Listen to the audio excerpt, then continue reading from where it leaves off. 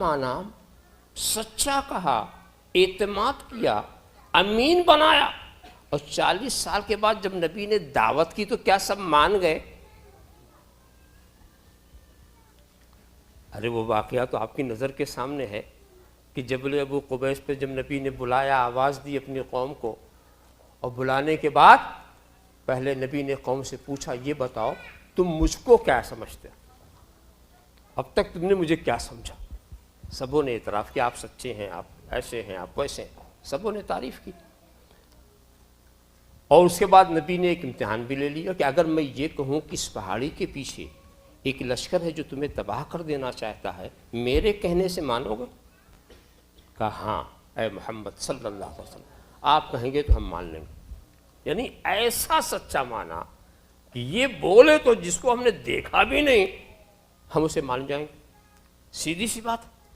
फिर नबी ने अपने को जब अच्छी तरह से पहचानने करा लिया, बुलाया था अपने खुदा की पहचान कराने के लिए और अपनी पहचान करा रहे हैं। इससे पता चला कि नबी की सुन्नत ये है कि खुदा को मनवाने से पहले नबी को मनवाओ, इसलिए कि अगर नबी ही को नहीं मानोगे तो खुदा को क्या मानोगे? ऐसा हो ही नहीं सकता कि मुहम्मदुर रसूलुल्लाह को ना मानो, ला इलाहा इल्लल्लाह मान जाओ, ऐसा कैसे हो सकता? इसलिए कि मुहम्मदुर रसूलुल्लाह दाई हैं, ला इलाहा इल्लल्लाह दावत है। मुहम्मदुर रसूलुल्लाह हादी हैं, ला इलाहा इल्लल्लाह हिदायत है। मुहम्मदुर रसूलुल्लाह मुर्शिद है, ला इलाहा इल्लल्लाह इरशाद है। मुहम्मदुर रसूलुल्लाह ज़ाकिर हैं, ला इलाहा इल्लल्लाह ज़िक्र है। मुहम्मदुर रसूलुल्लाह मुतकल्लिम है, ला इलाहा इल्लल्लाह कलाम है।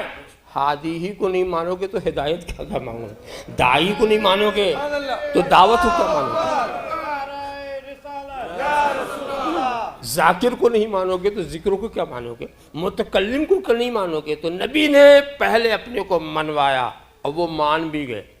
मान गए का अच्छा, जब मेरे कहने से तुम दो बेदेखे लश्कर को मान सकते हो तो सारी इरशाद का खुलासा यही तो था, सारे हासिल ये था कि अब मेरे ही कहने से बेदेखे खुदा को मान जाओ।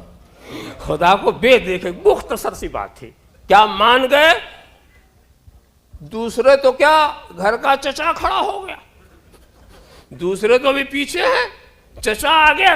तब्बल्लका साइरल यौम अलिहाजा जमाता ना, तुम पर हलाकत हो, क्या इसीलिए बुलाया था?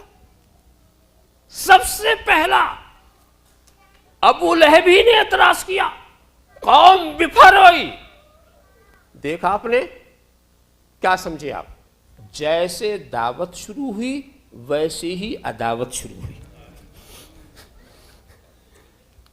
जैसे दावत शुरू हुई वैसे ही अदावत शुरू हुई।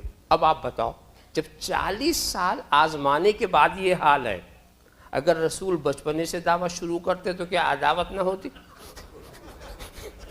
अगर रसूल बचपने से दावत शुरू करते तो क्या अदावत नहीं होती?